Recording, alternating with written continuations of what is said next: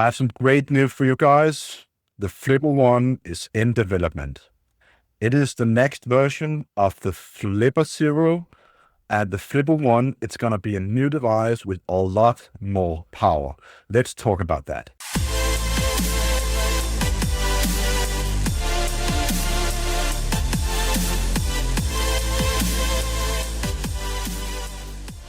The Flipper One, the next evolution of hacking multi-tools.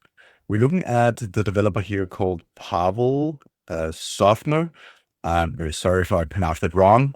It's the creator of Flipper Zero and is having the project here, Flipper One. Now, the focus is an advanced multi-tool device for wired and wireless network penetration testing. Now, the new Flipper One is going to be a very powerful unit. And some of the key features are it's a Linux Kali on board, a dedicated ARM computer running Linux Kali. Now, I actually like that a lot. We're looking on a device that it's going to be something similar to a Raspberry Pi, just something that is put into a package with buttons and stuff like that. Now, this actually gets my hair on my neck to rise because it's going to be a very powerful device. When we have full OS access, we have access to much more different kind of tools. When it's a full OS, well, we have Wi-Fi, wireless connection, that is, right? Then we essentially have a handheld mini computer. And I'm really looking forward to how this is going to be. Now, it's going to come with two different kind of operation modes. The one is going to be called low power operation mode. It's going to be managed by a co-processor. It's a microcontroller to monitor battery level, act as a power bank, USB tester, and offer some basic navigations. Now, you can also run it as full operation mode. It's called like activation of the main processor to boot into full operating system like Android, TV, Linux, etc. Now, this is going to be so powerful that it seems like that you can connect the Flipper One to a monitor and have a full desktop. Now, of course, I suspect if you go full operation mode, the low power mode, as we talked about just before, is going to be discarded totally, and you kind of need to have the Flipper One connected to some sort of power bank or power at least to have it running more than probably 30 minutes or whatever it's gonna, power the unit for. Looking at the hardware highlights, we're looking at a customized 256 times 144 pixel resolution display. It's optimized for various languages, keyboards, and screen proportions. Now, that's actually quite of an upgrade compared to the other one. Controls, we're gonna have some joysticks, D-pad, OK button. Now, when it says like joystick, I don't think we're gonna need like a stick coming out of the unit because that's gonna break off. But you know what I mean. Alt tab buttons, program switching. Okay, interesting. 4 software buttons, power buttons, stuff like that. For user interface, vision, we're gonna have like a customized GUI, specially designed for small screens to ensure usability and functionality. This is what we kind of need with these kind of small devices, is a screen that, have the things settled so we can see everything. System integration, we're going to see something like implementing systemd, network manager, and other critical services, simplified application wrappers in traceroute, and so on. A bit more technical, just listing a few things that I read.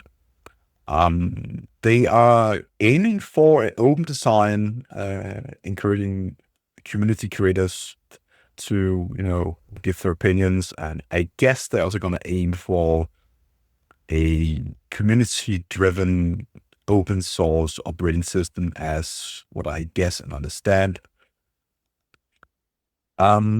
Right now, to give my opinion about where we are with this project, is going to be like a near finalization. The interface design is in active development.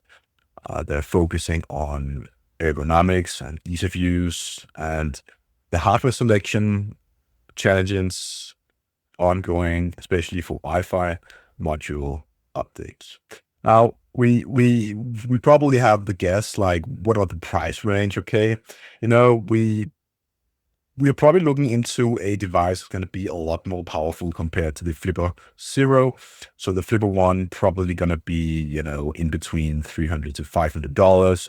Maybe you're going to see some, price drop initially whenever it's going to open for pre-orders.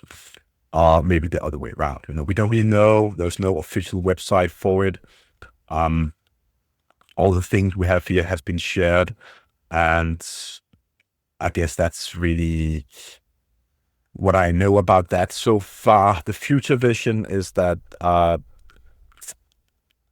Pavel envisioned the Flipper One not just as a tool, but he talks about it as a community platform for embedded cybersecurity innovation, where user-contributed software wrappers extend its capabilities indefinitely.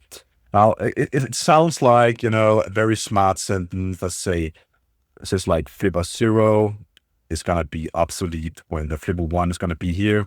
And the Flipper One is going to be the overall best tool that's going to, remove all competitors from the market, because this is going to blow everything away. A small handheld Linux computer with customized software, community-driven. I can only imagine what we're going to get.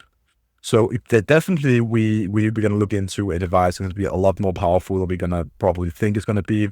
I have had my videos and thoughts about the Flipper Zero before, because that kind of was let's call it like the beta version. I still call it a beta version device, because it still does things that other things can do. You can buy already on the market. And I already gave my thoughts about the Flipper Zero as a device that's going to be fun and more like a child's play. But the Flipper One is going to be a very powerful device. It's going to be like a full computer. Whenever you have full computer access, basically you have full computer access. But that's not really the point. The point is going to be community driven. We already have a big community for the Flipper Zero part of the supporting team, and they gonna most likely develop a lot of different tools that can be enabled by just using a button. People gonna emphasize using this device from the buttons. So the buttons is gonna be the access to the penetration testing, the hacking features, and all the things that this device is gonna offer. Now, everything can happen, and we still see and look into a future that can change depending on the situation in the world and a lot of other things that can, change, this device development and also what is going to be all about. So I really, really look forward to this, and I think it's going to be a great device. Now, in terms of power, we're going to see what this guy's gonna, get out of a Raspberry Pi, and he has installed Quake, it seems. I've seen the video before, of course, and it runs really smooth. And look at the FPS on the screen, right? So we're gonna see and look into a device that's gonna have a lot of power and probably gonna be in the best of, hands on this guy. That's gonna create the newest. It's going to be a blast. I think I'm looking forward to it a lot. I really want to create a lot of videos about it. And if this is going to be as he says it is, I'm going to, use the device at my job. I'm going to bring it as a desktop. And I think it's going to be something to look forward for. And I don't really think the price is going to dictate whether it's going to be like worth it or not. It's going to be worth it because of the community behind it.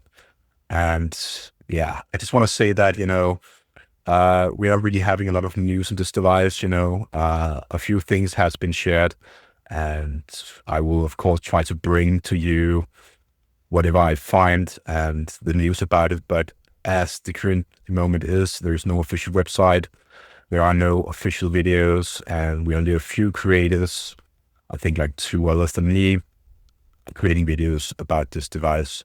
So as I also mentioned before, everything can happen. This is still in development, but it's also about to finalize the actual development. And as you can see, He created a lot of different paper prototypes and so on. I think it's a genius guy. It's going to create this device. It's going to be marvelous. I look forward to it. And as always, thank you for tuning in here on my channel. I want to say, if you have any questions, maybe I can answer them, please drop a comment below. Also, if you have any, interest in future notifications, please do press the button and subscribe and click the bell to get those beautiful small notifications. And as always, I'm going to see you again online, and have a really nice day.